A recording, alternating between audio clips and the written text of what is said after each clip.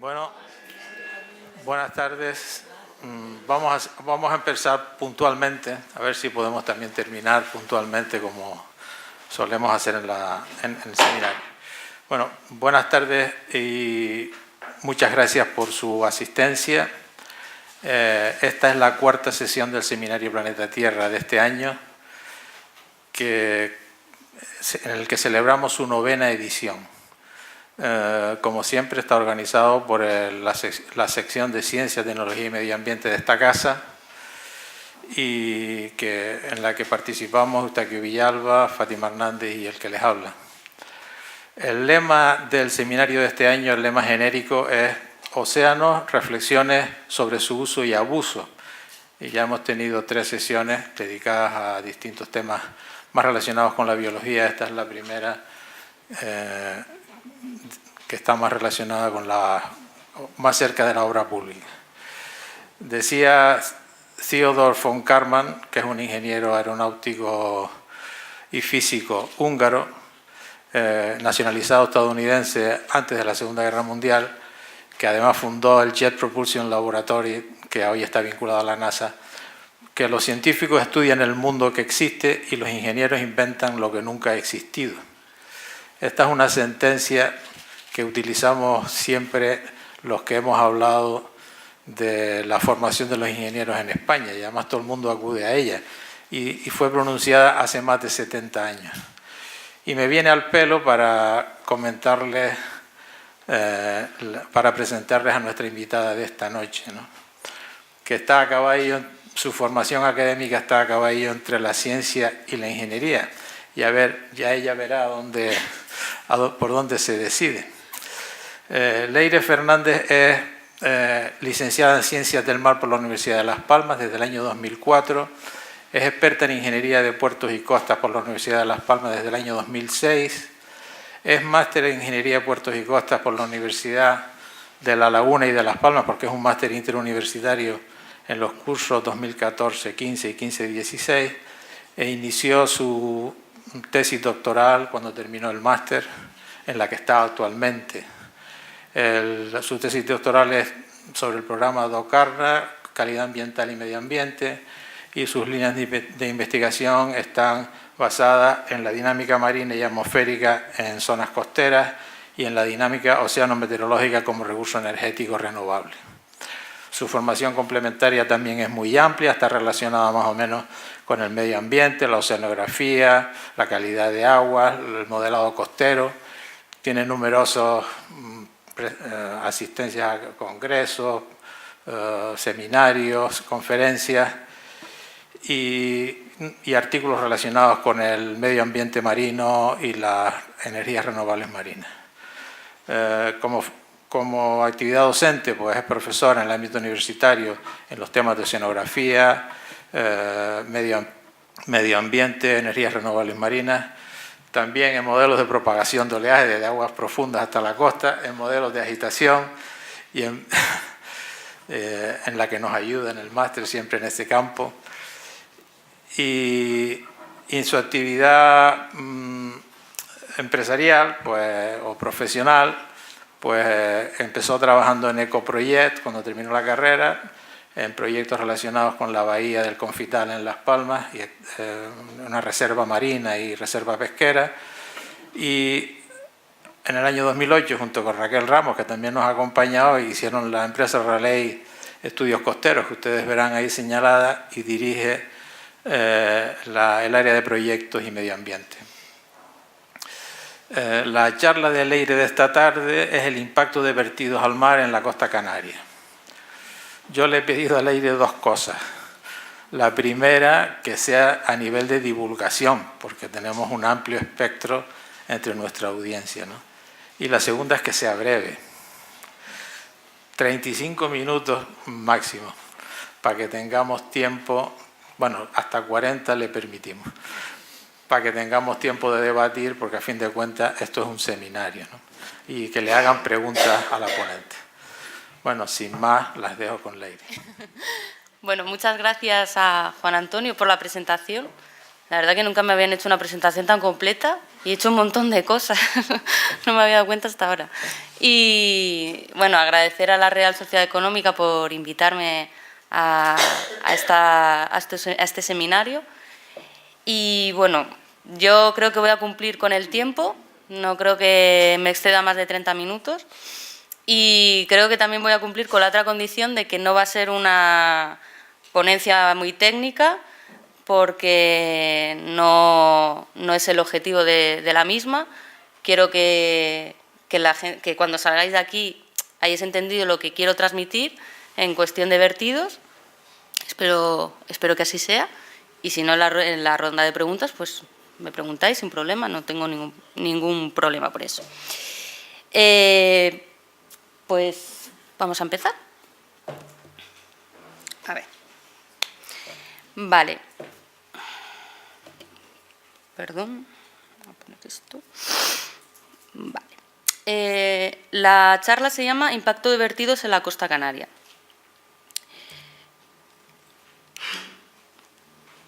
A ver. Perdón. Así. Vale, este es un índice de cómo va a ir orientada la charla.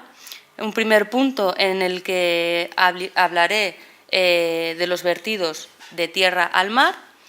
Hablaré también un poquito de normativa.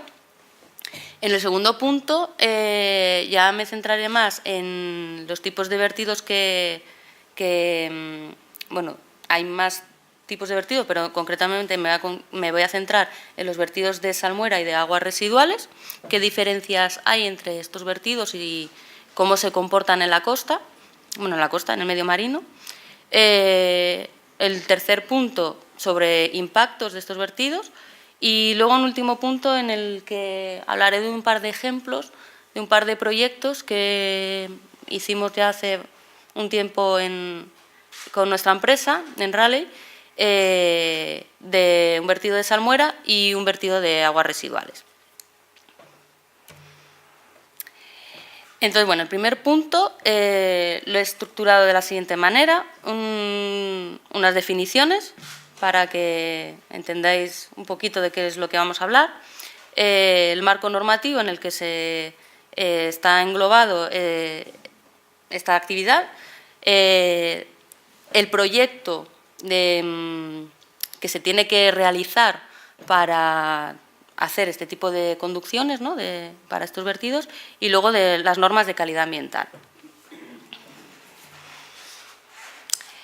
Entonces, bueno, para empezar, ¿qué es una conducción de vertido? Pues una conducción de vertido no es más que una obra marítima que puede ser una conducción abierta o puede ser cerrada, que transporta aguas residuales tratadas o salmueras desde una estación depuradora o una desaladora hasta un punto en el mar, y su propósito no es más que diluir el vertido dentro de ese medio y que se mezcle la máxima cantidad posible con el agua de mar, ¿vale? Las conducciones de vertido, pues existen los emisarios submarinos y las conducciones de desagüe. ¿Qué diferencias hay? Bueno, pues los emisarios submarinos son conducciones cerradas que vierten aguas residuales o salmueras. Luego hablaré la diferencia entre agua residual y salmuera, por si alguien no sabe lo que significa, sobre todo el término de salmuera. Son descargas submarinas, es decir, siempre se hacen bajo el mar. Y bueno, la distancia que tiene que haber entre la línea de costa y la boquilla de descarga más próxima respecto a la bajamar máxima de vida equinoccial tiene que ser mayor a 500 metros. ¿Qué significa esto? Que el emisario, aunque sea una conducción cerrada, tiene unos que se llaman difusores, ya lo comentaré luego más tarde. Entonces, la distancia entre la línea de costa en bajamar y la del primer difusor o la primera boquilla de descarga tiene que ser mayor a 500 metros. Y tiene que permitir que haya una dilución inicial de un porcentaje 100:1. Esta relación está prevista para un caudal máximo previsto y que no haya estratificación en el mar.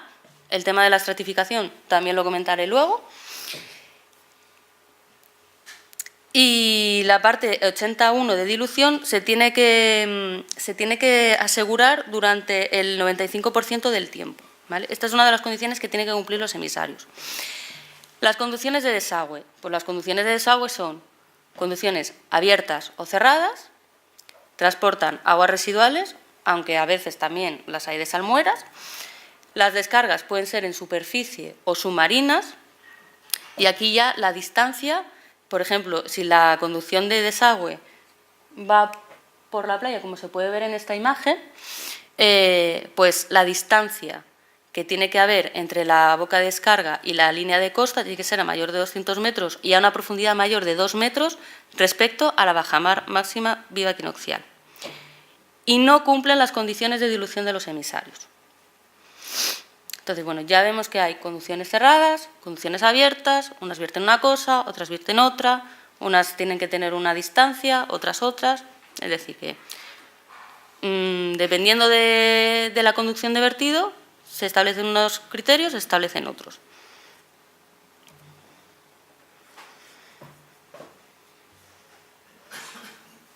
Vale. Cuando he hablado antes de que puede ser una conducción abierta, pues la conducción puede ser de boca única o tener un tramo difusor en el caso de una conducción cerrada. ¿La boca única qué significa? Pues que es cuando la conducción se encuentra abierta por el extremo opuesto a la instalación de tratamiento, que básicamente es lo que vemos en esta imagen de aquí. Vemos que este es el extremo de la conducción, está en el extremo opuesto a la instalación de, en este caso se ve que son aguas residuales, pues de la depuradora, y el vertido sale por aquí. Tramo difusor. El tramo difusor es cuando la conducción, que suele ser cerrada, es decir, en este extremo estaría cerrado, cuenta con una serie de boquillas, ¿vale? Un conjunto de orificios o boquillas, que pueden ser, varía en número, en posición. Aquí, por ejemplo, se ve que están alternos, los hay que están paralelos, eso depende ya, que ya lo comentaré más adelante. Y el objetivo de estas boquillas no es más que aumentar el proceso de la dilución.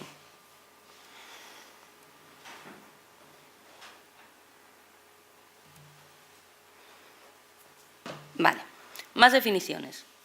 Aguas residuales. Las aguas residuales pueden ser domésticas, industriales o urbanas.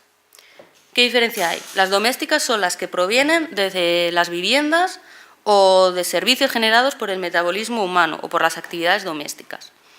Las aguas residuales industriales provienen de cualquier actividad comercial o industrial. Y no son aguas ni domésticas ni provienen de escorrentía pluvial, de lluvias. Y luego tenemos las aguas residuales urbanas. Las urbanas son la mezcla de las aguas domésticas con las aguas industriales o con las aguas pluviales. Entonces, en las conducciones de vertido puede darse que se vierta aguas residuales domésticas, industriales, en lo general suelen ser urbanas, que son mixtas, ¿vale? Salmuera. ¿Qué es la salmuera? Pues la salmuera no es más que agua con una alta concentración de sales. Es el residuo que se genera en el proceso de desalación del agua de mar.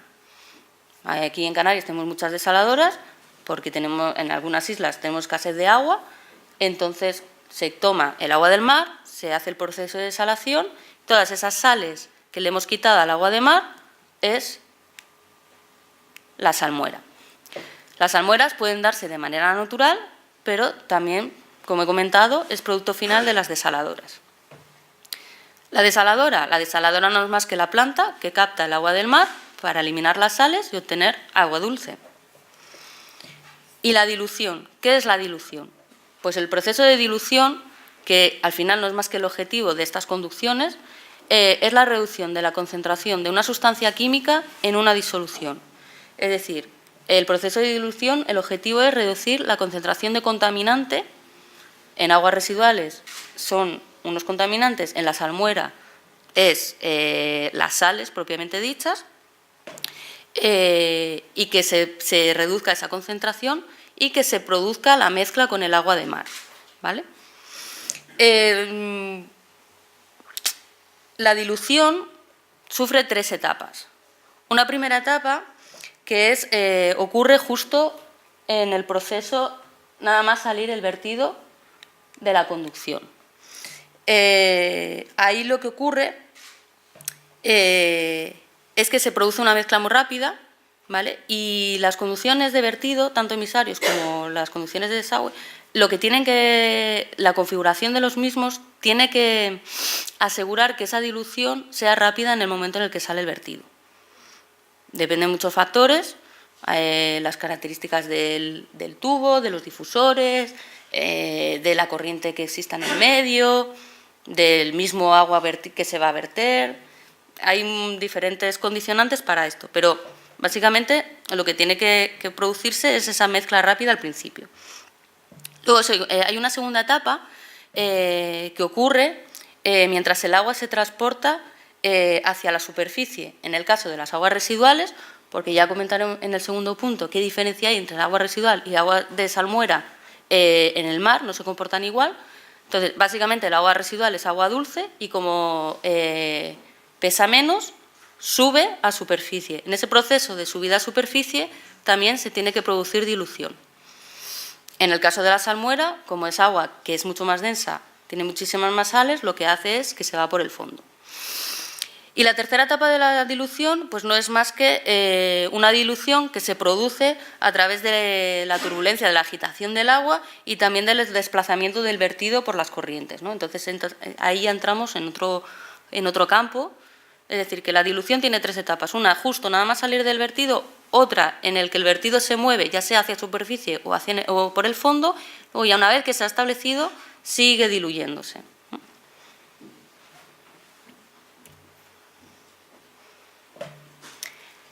Vale, aquí en esta tabla he puesto un poco el marco normativo para las conducciones de vertido.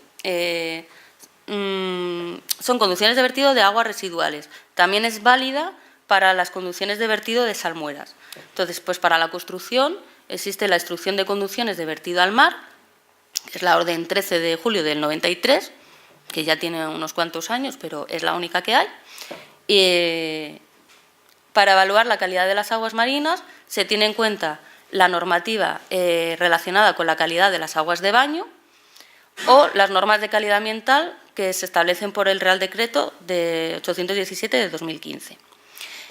Estas conducciones de vertido necesitan una autorización y la autorización se consigue a través de la concesión del dominio público marítimo terrestre a través de la Ley de Costas, porque al final ese tubo, esa conducción va por la costa y va a ocupar parte del dominio público, entonces necesita que le den permiso para ponerla, claro. Y luego, aparte de eso, necesita la autorización de vertido al mar, que la otorga la Viceconsejería de Medio Ambiente del Gobierno de Canarias a través de la Orden 703 de 2005. Y aparte hay un marco normativo que está relacionado con la seguridad. Es decir, hay unas normas de seguridad para el ejercicio de actividades subacuáticas. Al final no es más que es una obra marítima que está debajo del mar y que, oye, conlleva un riesgo y hay que tenerlo en cuenta. ¿Qué pasa con los vertidos de salmuera? Los vertidos de salmuera, lo que es la conducción, la construcción, la autorización, la seguridad, pues la normativa es válida igual para este tipo de conducciones. El problema está en la evaluación de la calidad de las aguas. No existe una legislación específica, ni española ni europea, que gestione la calidad del agua marina por un impacto de un vertido de salmuera. Y tampoco existen normas de calidad ambiental que regulen los valores límite. Es decir, no existe, así como hay unos valores límite para ciertos contaminantes, como pueden ser nutrientes, como pueden ser metales, como puede ser, etcétera, no existe unos valores límite que te establezca una norma y te diga, bueno, es que la salmuera, la dilución no puede llegar y sobrepasar este valor límite de salinidad. Entonces, bueno, pues se tiene en cuenta datos límites obtenidos por investigaciones científicas, que es lo único que hay, pero normativa como tal no existe.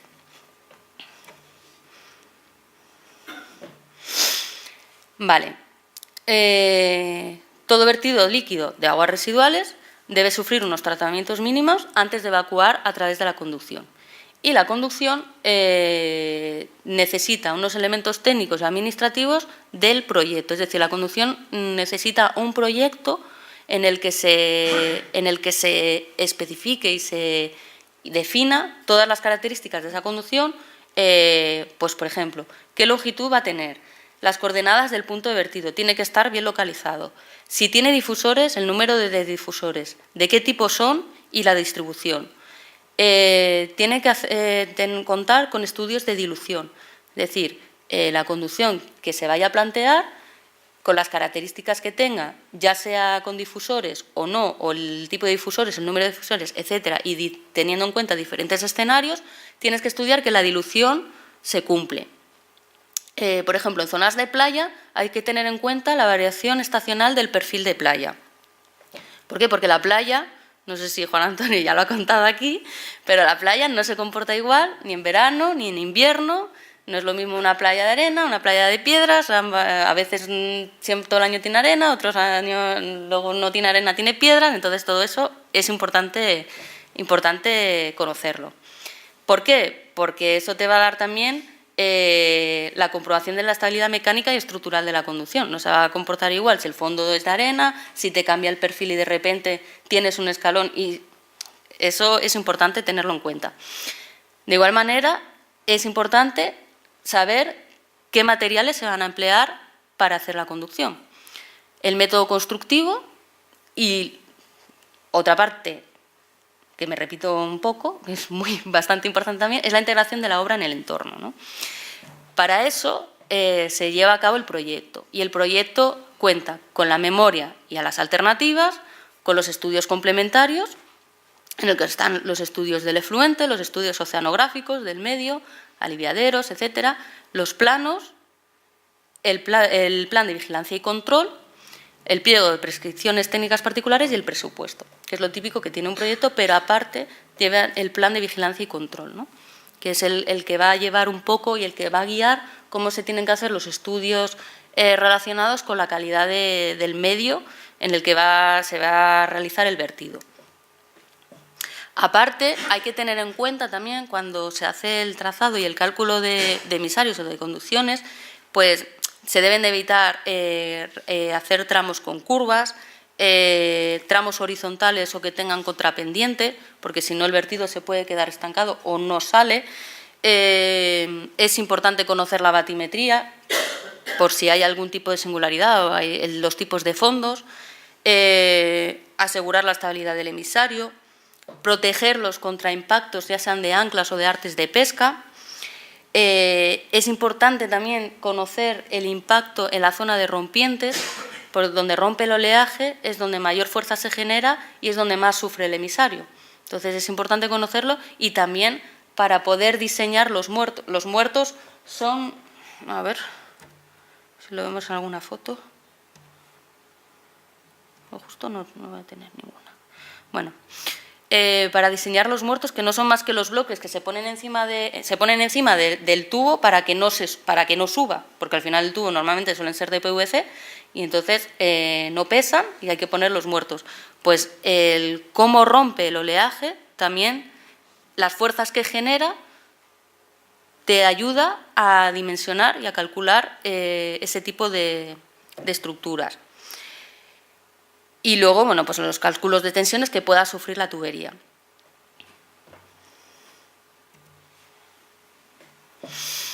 Vale. En cuanto a las normas de calidad ambiental, nombro la orden de 1993, que aunque se tiene en cuenta para la construcción del emisario, también te marca que en el proyecto, ya lo he comentado antes, es necesario es necesario realizar el plan de vigilancia y control. El plan de vigilancia y control lo que hace es controla tanto el efluente, el vertido, como las aguas receptoras. ¿Para qué?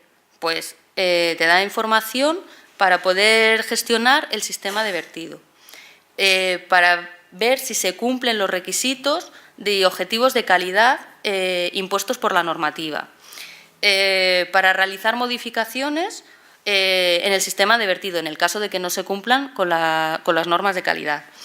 El plan de vigilancia y control también sirve para hacer la vigilancia estructural de la conducción. No solo hay que ver que el medio no sufre impactos o sufre el menor impacto posible, sino que la tubería no sufre ningún impacto, ningún daño estructural para que pueda funcionar. En el momento que tiene algún daño estructural, deja de funcionar y ya no se produce la dilución y entonces ya no conseguimos los objetivos medioambientales. Y básicamente es para llevar la vigilancia ambiental, ¿no? Controlar el efluente, controlar las aguas receptoras, también se puede hacer un control de sedimentos y organismos. Entonces, ¿qué parámetros se miden? Pues en el efluente se miden parámetros desde la demanda biológica de oxígeno, demanda química de oxígeno, los sólidos sedimentables, pH, nutrientes como nitrógeno, fósforo y contaminantes que estén en la legislación vigente. Dependiendo de si el plan de vigilancia y control es simplificado o completo, pues se miden todos esos parámetros o no. Eso en cuestión de los parámetros que hay que medir en lo que es el agua que se va a verter.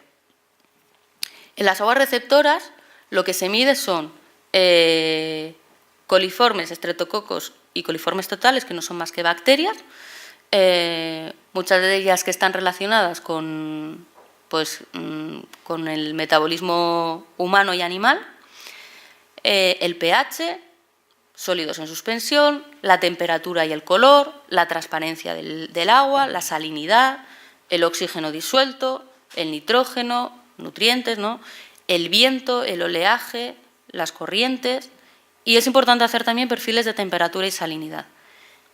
¿Por qué? Porque puede ocurrir que haya una zona de estratificación, que ya lo he comentado antes, lo de la estratificación. Lo vuelvo a comentar otra vez y después en un vídeo que voy a poner vais a entender qué es la estratificación. Algunos de los valores límite de algunos de estos parámetros pues vienen regulados por las normas de tratamiento de aguas residuales urbanas. Vale. La orden del 93 también te establece el número de muestreos que se debe realizar en las aguas receptoras, en este caso en el mar, ¿no? Entonces, al menos para emisarios submarinos se tienen que establecer 5 puntos de muestreo, como se ve en la imagen, 3 situados sobre la línea de costa, 2 a ambos lados y 1 en el arranque, y luego 2 que se encuentren entre la salida del efluente y la costa, ¿vale? En las conducciones de desagüe, ese número de puntos se rebaja en 1. En vez de ser 5, son 4. 3 situados sobre la línea de costa, igual que antes, 2 a ambos lados de la conducción y 1 en el arranque, y luego 1 en la salida del efluente. Y aparte, establece que se recomienda tomar un punto de muestreo blanco, que podéis ver aquí. ¿Qué significa blanco? Significa que es un punto en el que no estaría, no se vería afectado por el vertido y nos daría las condiciones iniciales y condiciones ambientales del medio sin que se viese afectado por ningún tipo de contaminación. Entonces nos puede dar una referencia de cómo varía, ¿no?, las condiciones iniciales que puede tener este medio respecto al vertido. Otra normativa relacionada con las normas de calidad ambiental pues es el Real Decreto sobre la calidad de las aguas de baño. Esta normativa lo que tiene en cuenta son sobre todo los valores relacionados con las bacterias. En este caso son los enterococos intestinales y Escherichia coli, que son los que normalmente se miden para saber la calidad de las aguas de baño.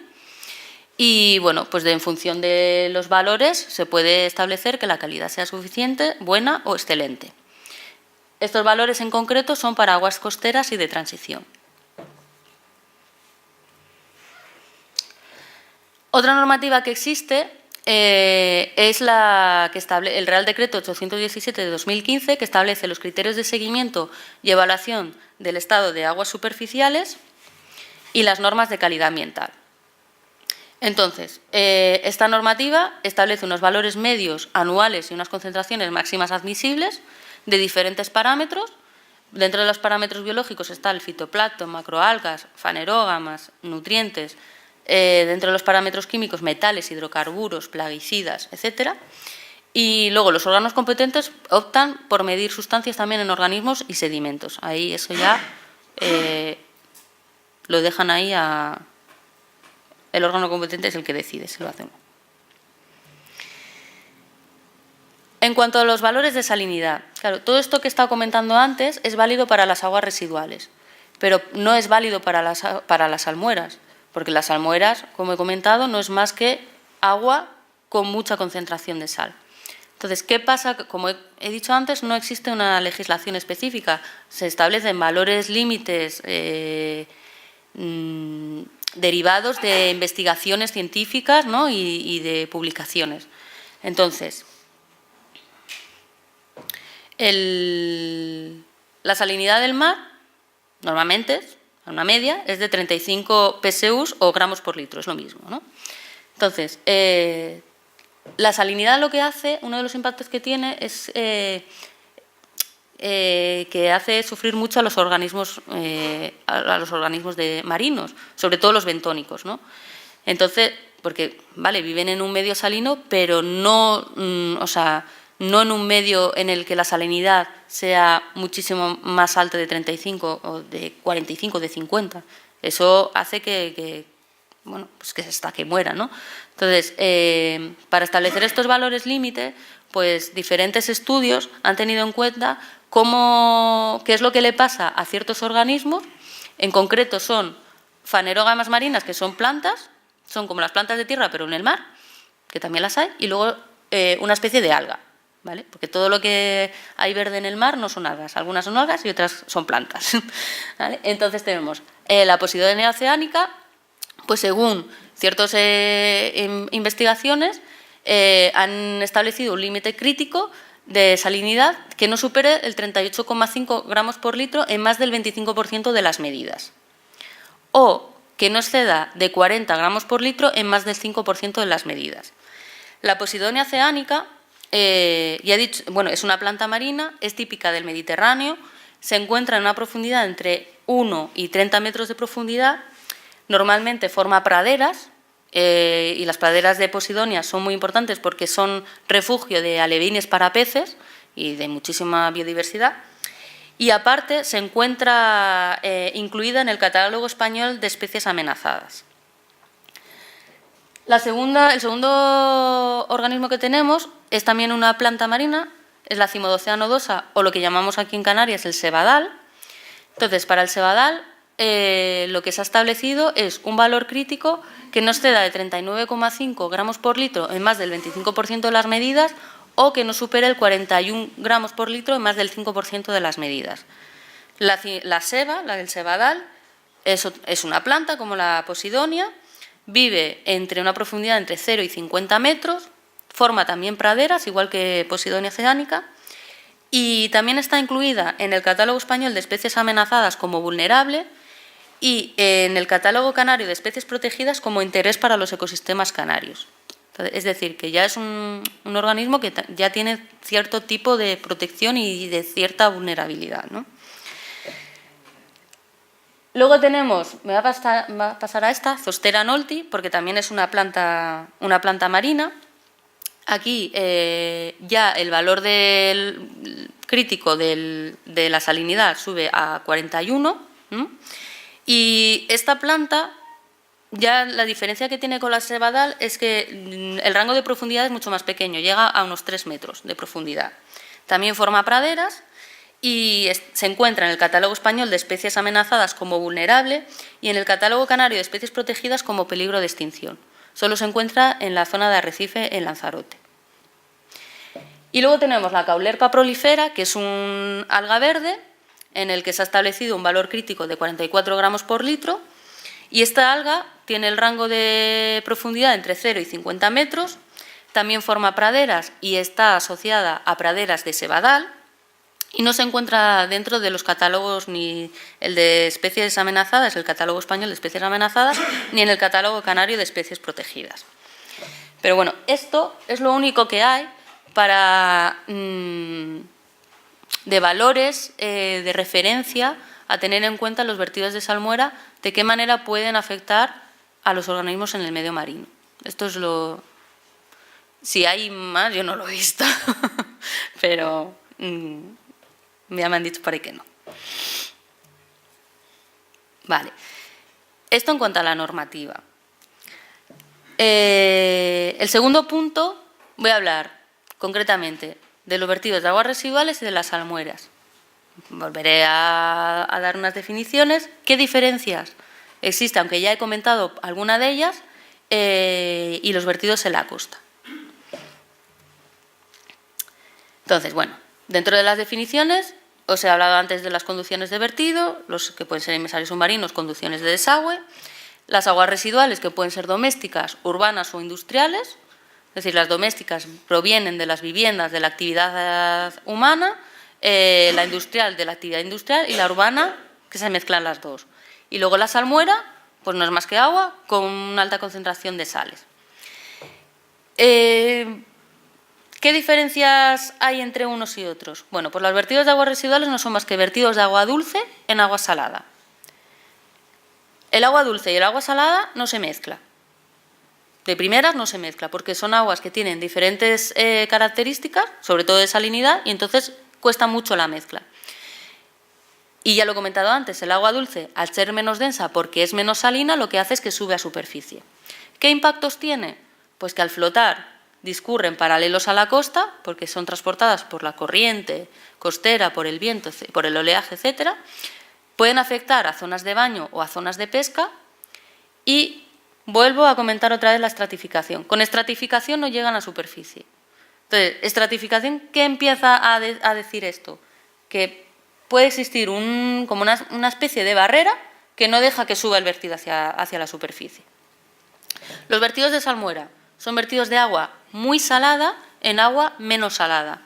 Como tienen una diferencia de salinidad tan fuerte, tampoco se mezclan. Y además la salmuera, al ser más densa porque contiene más sales, se queda en el fondo, ya no sube. ¿Qué impactos tiene? Pues que al hundirse discurren pegados al fondo con dilución nula y los valores de salinidad tan altos afectan a organismos que viven en el fondo del mar. Vale. Voy a poneros ahora una serie de vídeos que yo creo que se entiende muy bien cómo funcionan estos vertidos. Son un experimento en el laboratorio, es decir, que vais a ver un tanque con un tubito y se va a verter agua dulce, agua salada, por un tramo, una conducción de boca única, por una conducción con difusores y luego un ejemplo con estratificación. Entonces, os voy a poner el primer vídeo. El primer vídeo es un vertido de agua dulce en boca única. Entonces, ¿por qué no se ve?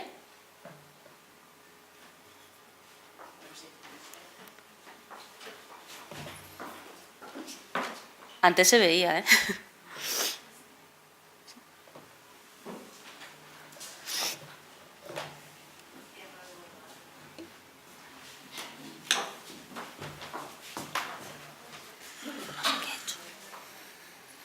Antes se veía.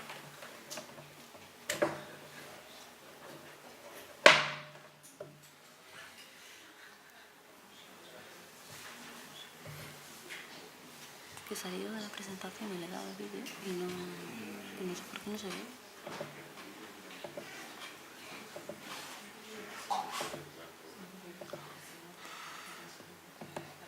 Pues es raro, porque antes se veía... Sí.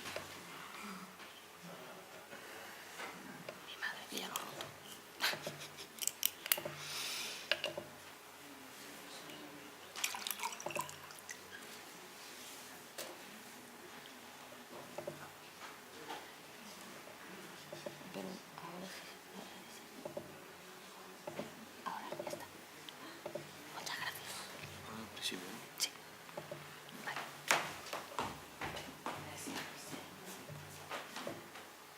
beber agua.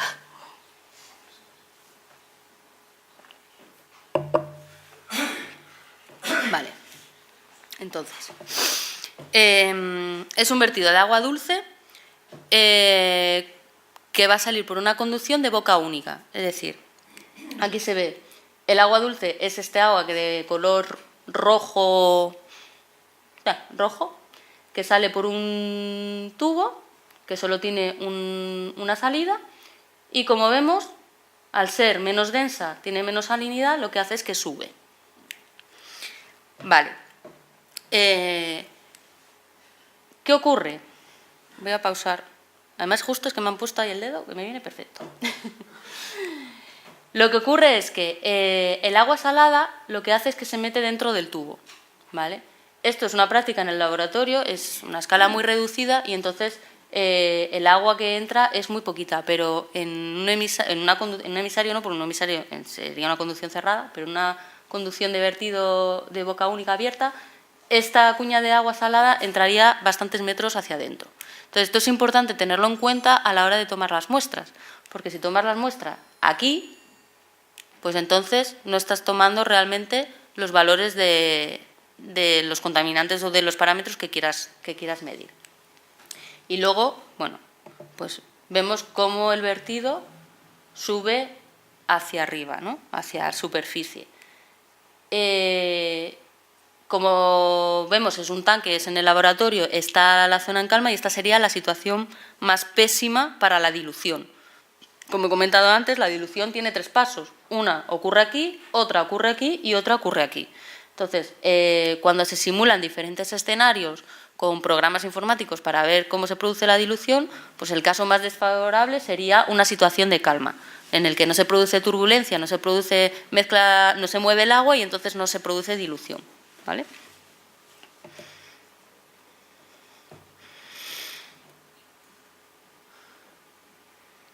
Vale.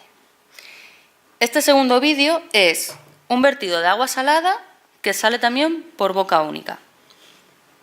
Si funciona. ¿Vamos? Vale. Entonces, aquí ya podemos ir viendo, el vertido de agua salada es el que tiene, el que es de color rojo. Vale. Entonces ya empezamos a ver cómo va por la base de la conducción. Y cuando llega, cae. Es agua que tiene muchas sales, es muy densa y no sube. Y lo que hay en el tanque es agua salada también. Pero esta es muchísimo más salada y lo que hace es que se pega al fondo.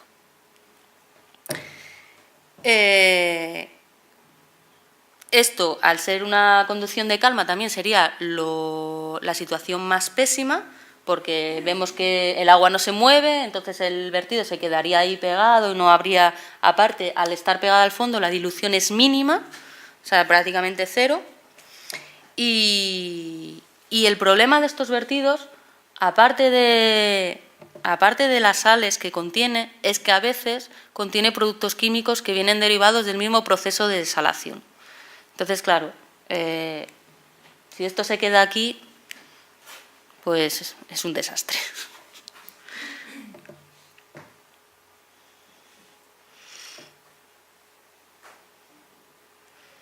Vale. Este siguiente vídeo es un vertido de agua dulce con difusores. Entonces, vemos que al ser agua dulce lo que hace es sube hacia arriba. Pero lo que vemos es este tramo simulado en el laboratorio, el tramo difusor, vemos que por aquí ha empezado a salir el agua dulce, luego ha salido por aquí sale menos. Por este primero es por donde más agua sale. ¿Por qué? Porque todos los orificios son iguales. Entonces, cuando se diseña este tramo difusor, lo que hay que hacer es ir bajando la sección de los difusores para que no todo el agua salga por el primero y vaya saliendo menos por el resto, porque no favorece la dilución. El proceso de dilución no se va a dar de manera correcta. Y bueno, como veis, pues lo que hace el tramo difusor, en diferencia con la boca única, es que al al ser más estrecho el orificio por donde sale, aumenta mucho más la dilución que por el primer vídeo por el que hemos visto. Entonces, por eso lo recomendable es hacer conducciones de este tipo.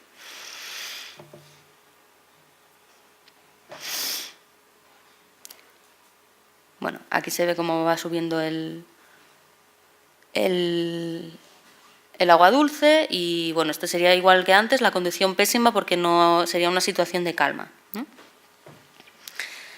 El siguiente vídeo es agua salada que sale por los difusores.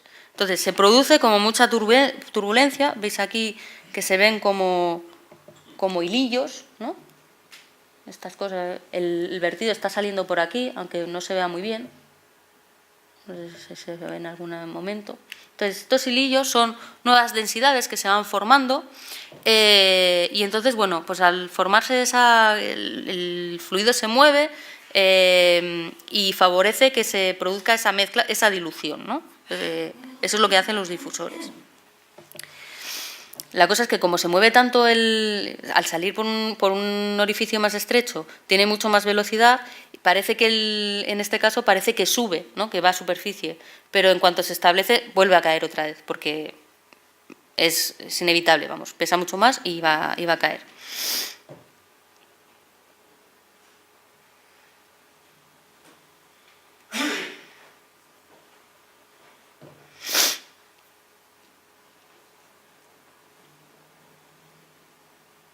Vale. Y para terminar voy a poner este vídeo que es un vertido de agua dulce con difusores y estratificación. Entonces, la estratificación lo que hace es como una especie de barrera. La estratificación se puede producir, es agua dulce, ¿no? Se supone que está en agua salada, es agua dulce, tiene menos salinidad, en teoría debería subir, pero hay una barrera que se lo impide. ¿Por qué? Porque encima de ella hay una masa de agua que tiene mucha menos salinidad que la que se está vertiendo. Entonces, se van estableciendo como capas. Y eso al final lo que hace es una barrera en lo que el vertido se queda ahí como a media agua, a media profundidad, y se va acumulando. ¿Qué pasa? Que tú, cuando has hecho tu proyecto de la conducción y has diseñado tu emisario, tú has tenido en cuenta... Perdón, que me caigo. Tú has tenido en cuenta esta profundidad para calcular el coeficiente de dilución. En el momento que tienes estratificación, esa profundidad ya cambia, ya no es toda esta columna de agua, es solo esto. Entonces tu coeficiente de dilución cambia y se produce mucha menos dilución. Entonces, por eso es importante lo que decía antes de hacer perfiles de temperatura y salinidad, para saber si existe estratificación o no. Y luego puede ocurrir que esa estratificación se rompa, por lo que sea, y de repente todo este vertido que está aquí, tú te estás bañando aquí, te estás bañando en agua limpia, pero de repente se rompe la estratificación y todo esto sube y llega a superficie.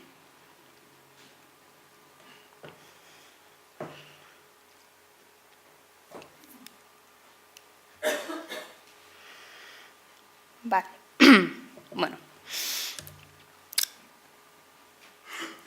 Volviendo a la presentación.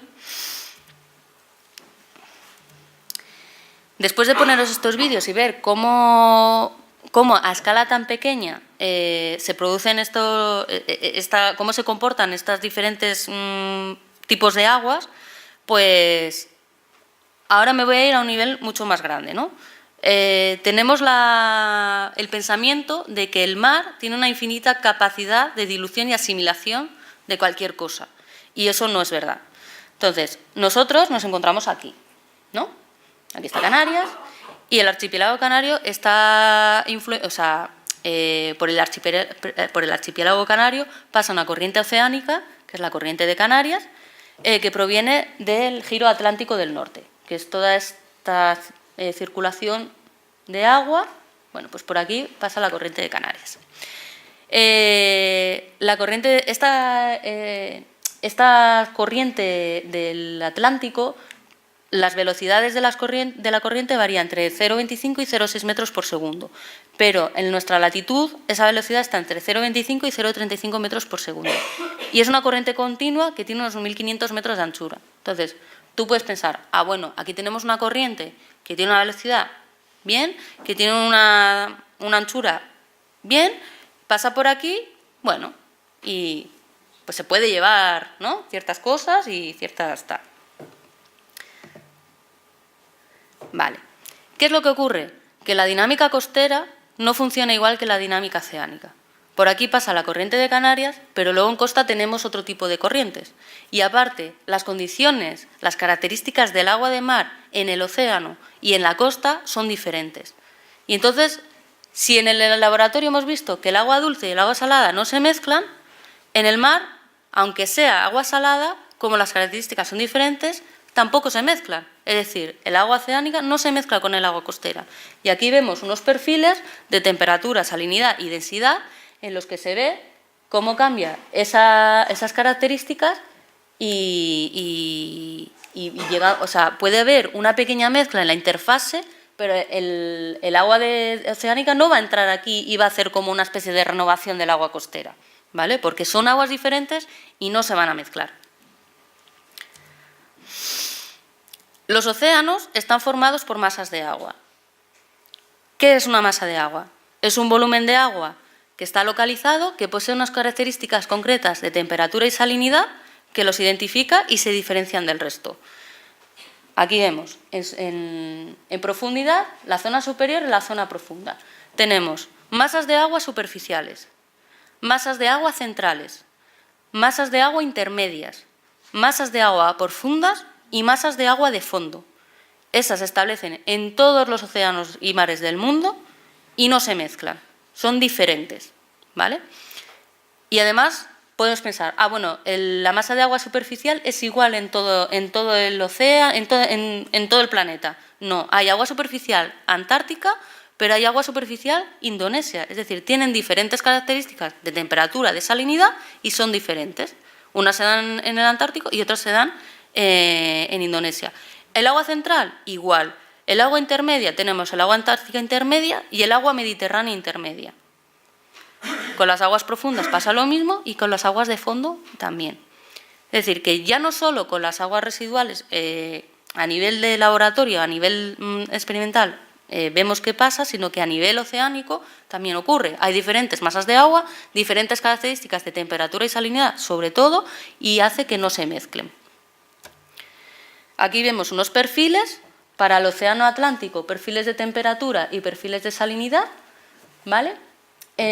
Aquí estaría el polo sur, aquí estaría el polo norte, y aquí se pueden identificar las diferentes masas de agua. Pues tenemos el agua central del Atlántico Sur, el agua central del Atlántico Norte, es decir, ya tenemos diferentes aguas centrales del Atlántico, pero la del sur ya no es igual que la del norte.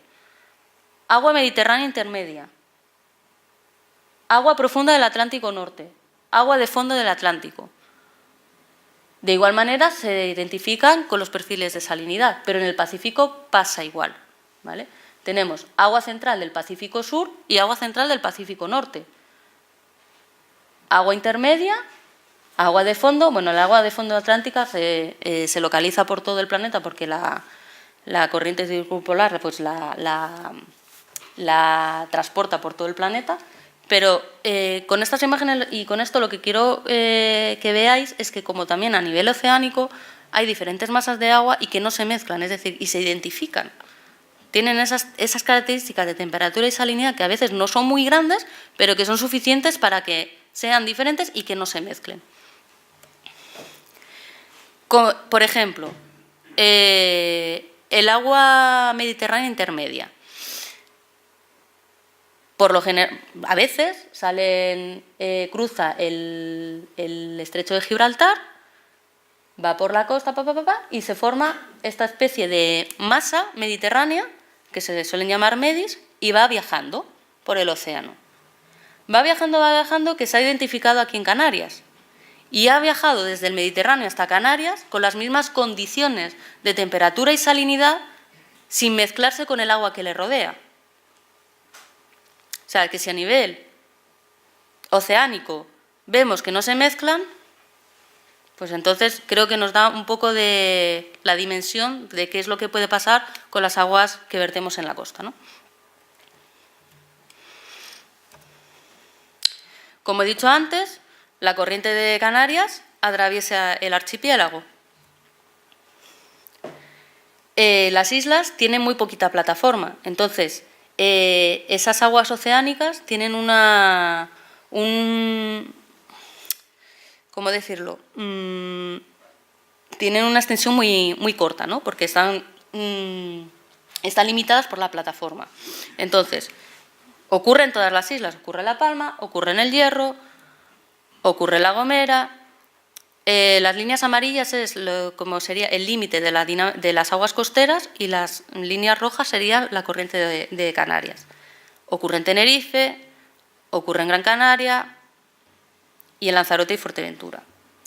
¿Qué es lo que pasa? Que al final se está vertiendo en la costa, se está vertiendo agua residual, se están vertiendo salmueras, pero no se están mezclando y se están quedando alrededor de las islas.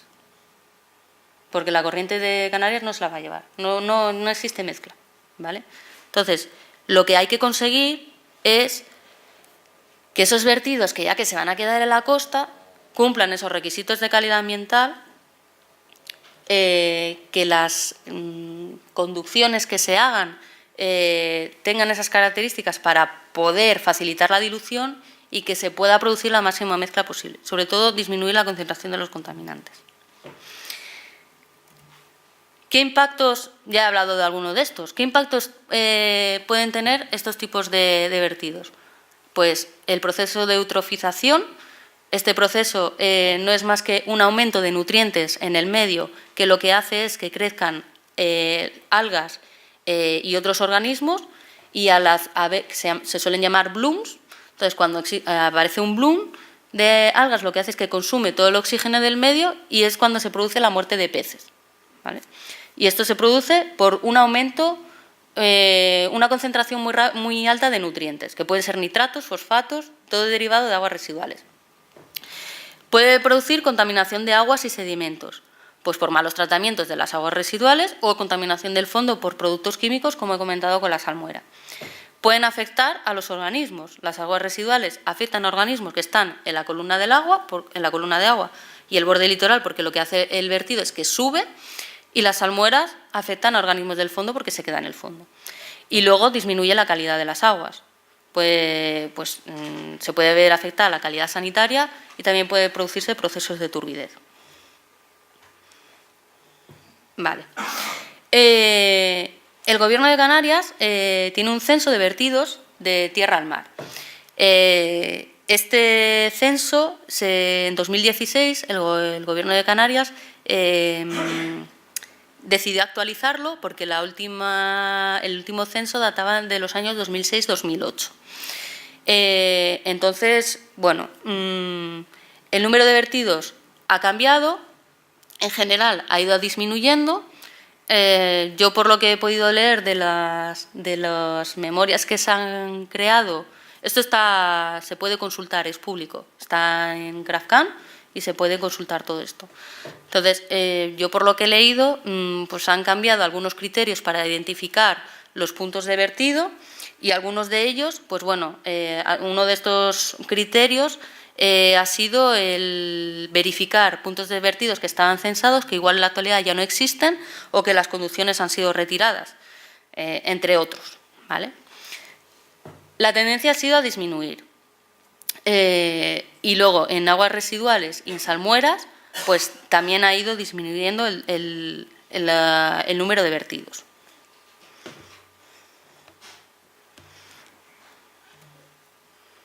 Vale, y para terminar, que no sé cómo voy de tiempo, si he ido muy rápido, ¿voy bien?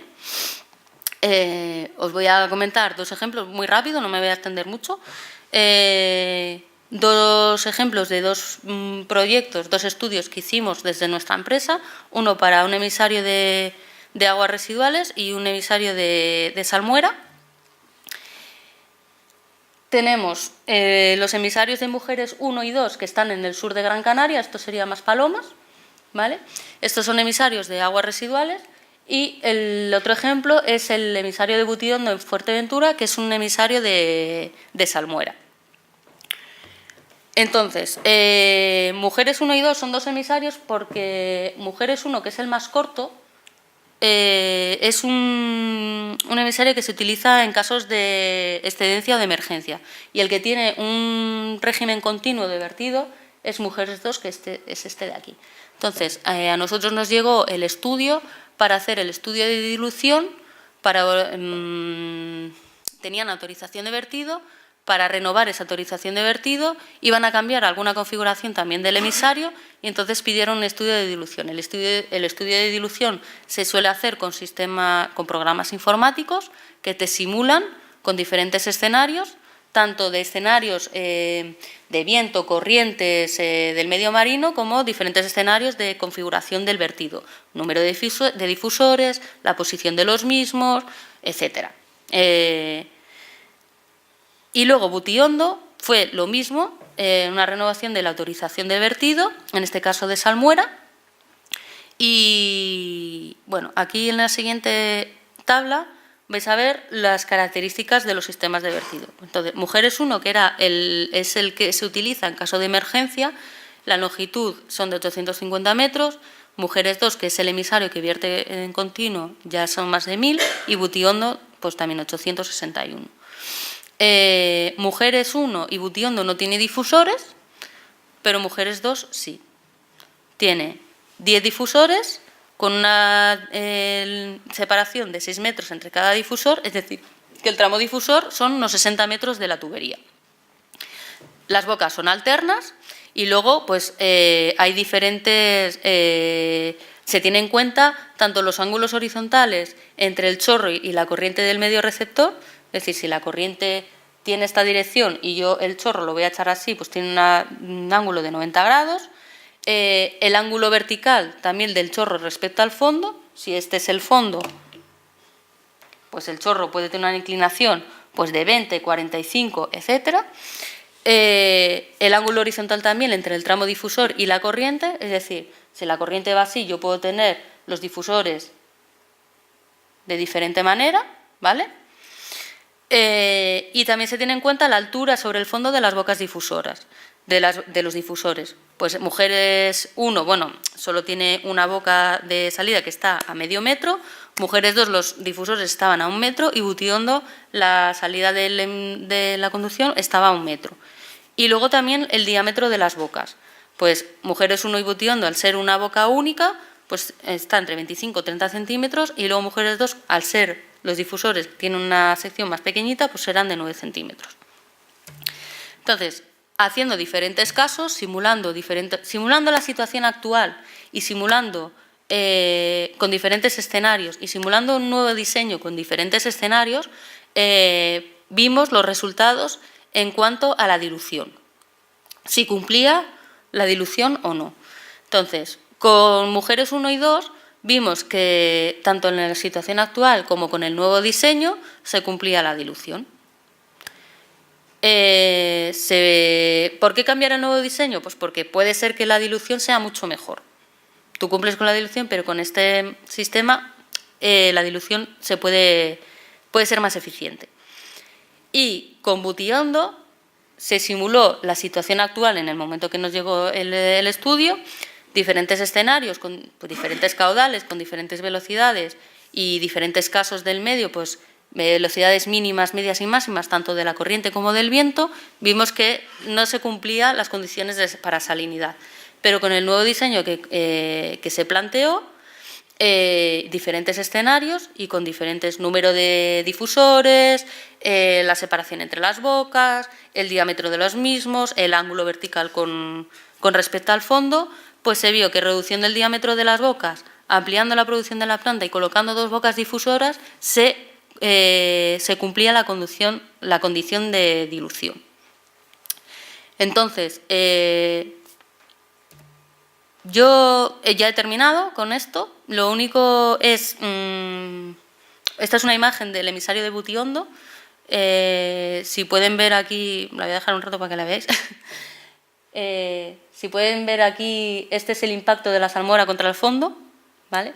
Aparte, bueno, la buzo cuando fue y tomó estas imágenes, vio una mancha, que es esto de aquí, una mancha en el fondo bastante extraña, que no sabíamos muy bien qué es lo que era, pero bueno, tampoco se tomaron muestras, porque no se nos pidió eso, entonces ahí lo dejo. Y lo único que quería transmitir era que vieseis qué tipo de vertidos hay, cómo se comportan, qué es lo que se suele hacer para que el impacto sea lo menor posible y, bueno, que se hacen estudios de este tipo, que la consejería los exige para poder autorizar los vertidos. Y, bueno, esta mañana me preguntaban si fuese posible llegar a vertido cero. Pues, bueno, yo espero que en un futuro sí se pueda llegar a un vertido cero. Las plantas depuradoras y también las desaladoras cada vez se quieren hacer más eficientes, se está investigando los procesos y en teoría con las depuradoras, en teoría se depura todo el agua y el agua que se depura se puede volver a utilizar, pero bueno, no es lo normal, no sé por qué no se hace. Y luego esta mañana estaba leyendo un artículo en internet en el que decían que se podía también buscar una alternativa con la relación de las salmueras, una alternativa de reutilización de las sales. Esas sales que se obtienen del proceso de desalación, pues no verterlas al mar y hacer una reutilización de las mismas. Podría llegarse a un vertido cero. Ojalá en el futuro se pueda conseguir y, bueno, eso es todo. Eso es todo, amigos.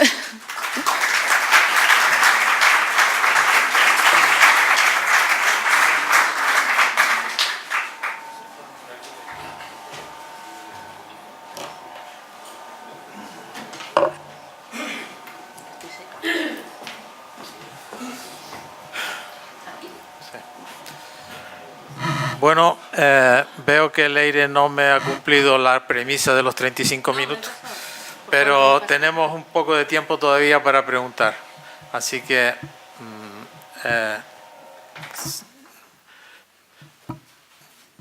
si hay alguna pregunta. Está todo súper claro, qué bien. Marisa. Una pregunta, un comentario con relación para romper El hielo. y que se anime más gente.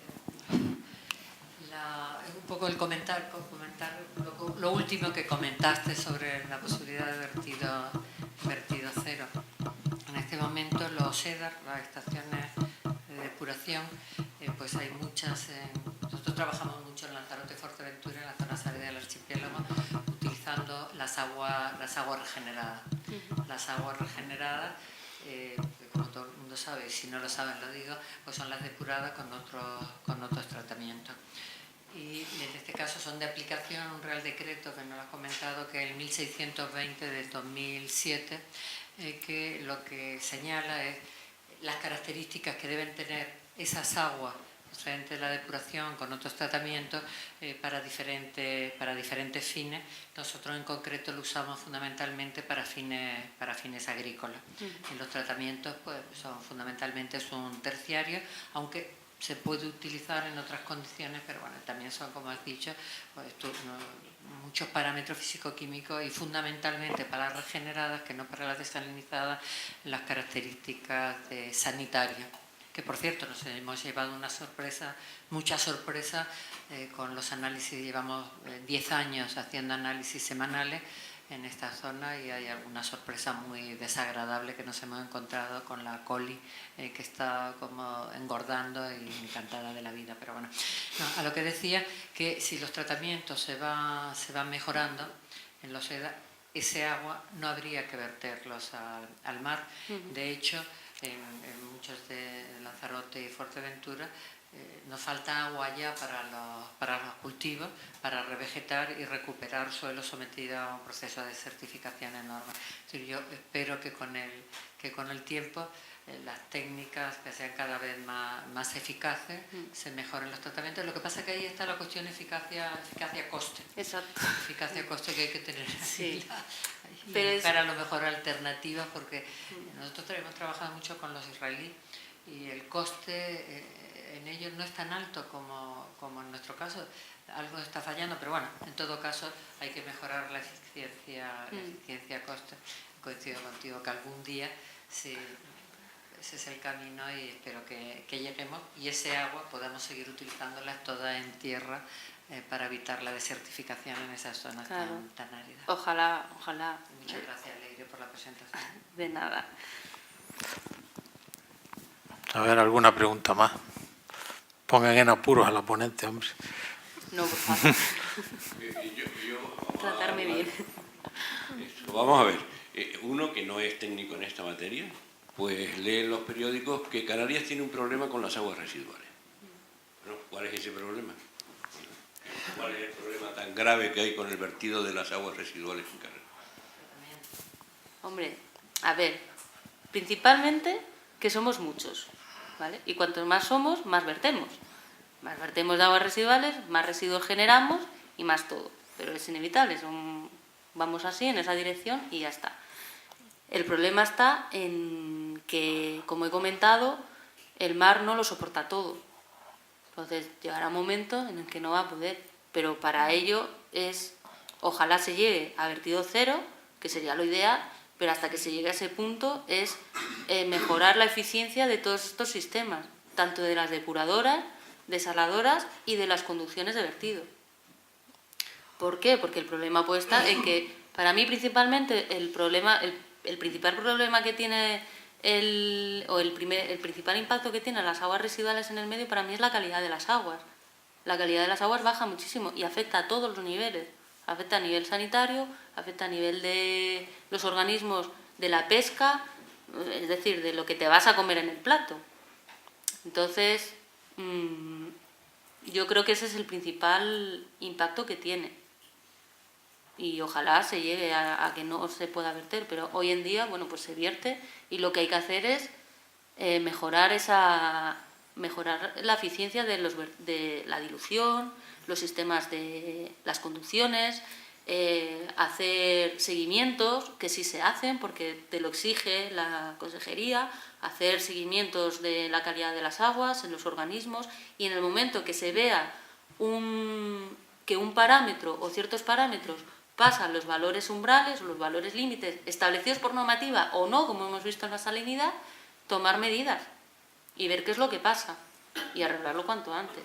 Para ello también hay que hacer un mantenimiento de la estructura. Tú no puedes poner ahí un tubo en el mar y dejarlo a libre albedrío, porque eso están las condiciones que son muy agresivas. Entonces hay que tener un mantenimiento, una vigilancia y un mantenimiento. A día de hoy es lo que hay.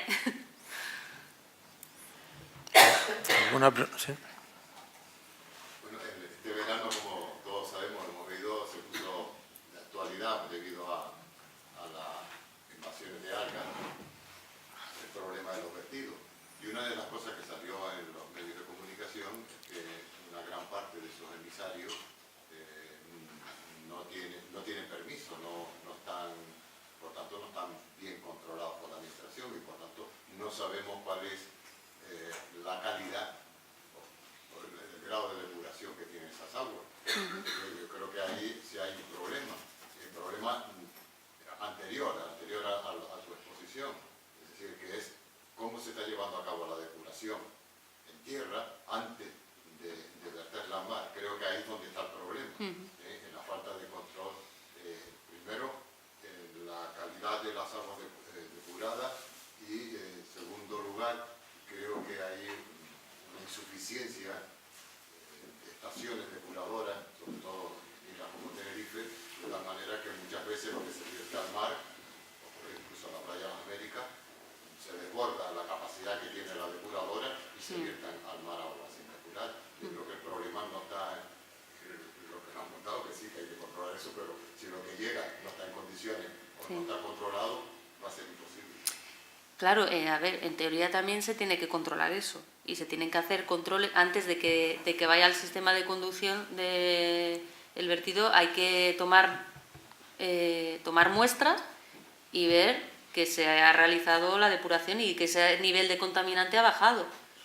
Entonces, Yo no conozco todos los casos. A mí me consta que en los planes de vigilancia y control se establece y te lo exige y los hacen. Y en el caso que he comentado de Mujeres y Butiondo, pues nosotros tuvimos que consultar documentación relativa a esto, que son los planes de vigilancia y control y los estudios que se hacen anuales del control de calidad, para que cuando tú simulas en el programa informático metes los datos que se han obtenido de las analíticas, tanto del efluente como y luego para el medio marino. Entonces, es verdad que hay veces que pasa que la depuradora no puede, o pues igual porque también le viene agua de pluvial o por lo que sea, y a veces abre y vierte, porque eso lo hemos visto en muchos casos. Es decir, cuando y sobre todo el agua residual, como he dicho, que sube, se ve, porque total la salmuera está ahí abajo, no lo ves y ya está, pero el agua residual sube, se ve, y cuando ves una mancha así tan grande y huele, y es decir que dices, jolín, que aquí pasa algo. Luego, la autorización, pues es verdad que hay algunos que no están autorizados. En los ejemplos que yo he puesto, Mujeres está autorizado y Butiondo está en trámite. Es decir, las autorizaciones llevan su tiempo, un proceso administrativo, te piden una serie de estudios, que cumplas las condiciones. Si no lo cumples, te lo vuelven a echar para atrás y tienes que volver a realizar el estudio, cambiar la configuración. Es un proceso un poco tedioso. ¿Qué es lo que pasa con ese emisario? Que seguramente siga vertiendo mientras se está haciendo el proceso de autorización, seguramente, porque no lo van a dejar parado, ¿no? Pero bueno, a ver, a mí me consta que el gobierno hace controles, pero bueno, no los conozco, no estoy ahí con ellos, no los conozco, ¿no? Yo espero que los hagan bien. No sé, pero sí es verdad que a veces ocurren casos en los que dicen, bueno, aquí falla algo, ¿no? Pero puede fallar, es verdad, las plantas depuradoras fallan, y luego puede fallar también la conducción.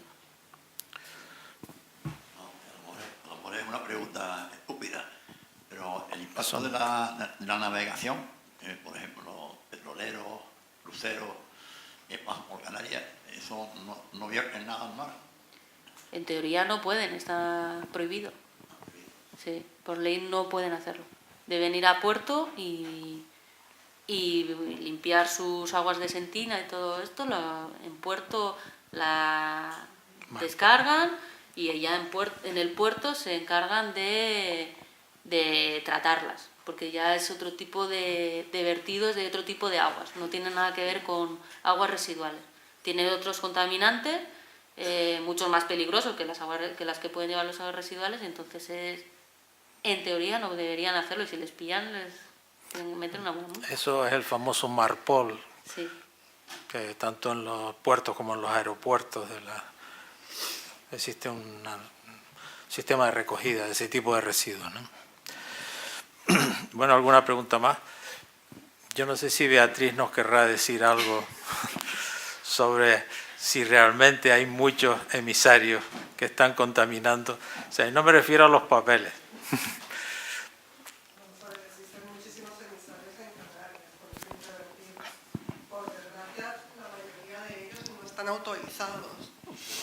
Nosotros Viceconsejería de Medio Ambiente, llegamos hasta donde podemos, sobre todo porque trabajamos a instancia de parte. Si a nosotros no nos piden autorización, no podemos dar autorización. La cosa, por suerte, no está tan mal como parece. Aun habiendo muchos que no están autorizados, no hay un problema ambiental grave en el medio marino, porque afortunadamente no se detectan niveles de contaminación preocupantes, salvo en sitios puntuales. Sí que hay un proceso de dilución y dispersión importante, de mezcla, y al final tú vas al NAIADE, que es la calidad de las aguas sanitarias para el baño, y tenemos calidades excelentes. O sea, nos podemos bañar sin problemas casi en cualquier punto de nuestra costa, salvo excepciones que existen, y existen excepciones graves. Eso por una parte. Luego sí coincido con que el problema principal está en tierra, y la normativa que de verdad se incumple es en tierra, es la de depuración de aguas residuales. Canarias es un queso gruyère, está lleno de pozos y de fosas sépticas por todas partes, de tratamientos que no son los adecuados, que no se cumple el grado de depuración. Ese es el verdadero problema de Canarias, está en tierra, con independencia de que luego en el mar hay un montón y en que las conducciones hay un montón de problemas, pero en tierra es donde está el problema principal desde mi punto de vista. Bueno, y yo que siempre distingo en esto el que está arreglando papeles y el que realmente está contaminando. Entonces, dejemos al lado los papeles. ¿Qué porcentaje de emisarios o de conducciones de vertido contaminan, no están cumpliendo la normativa aproximadamente? Esos datos son para nota. Según el último censo de vertidos, si mal no recuerdo, hay como un 71% de los vertidos que no están autorizados. Pero ojo, mucho ojo con ese dato porque hay que ponerlo en cuarentena y hay que analizarlo.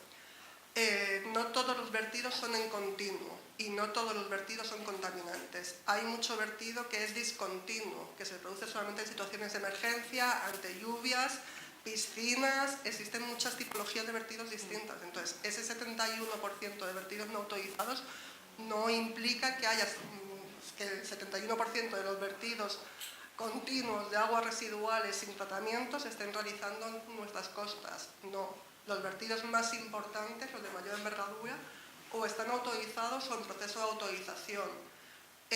Son los más pequeños, entre comillas, los que están peor administrativamente hablando. Correcto.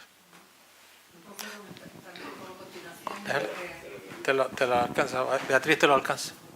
como complemento también, que es la irregularidad en los tratamientos de la depuradora y de la desalinizadora.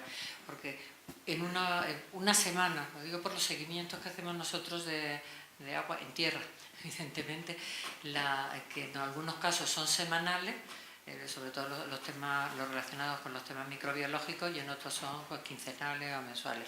Hay una irregularidad enorme en todos los parámetros. De repente las aguas desalinizadas pues tienen hoy una conductividad estupenda de 600 microsiemens, por ejemplo, y a la semana siguiente pues tiene 3.000, 4.000.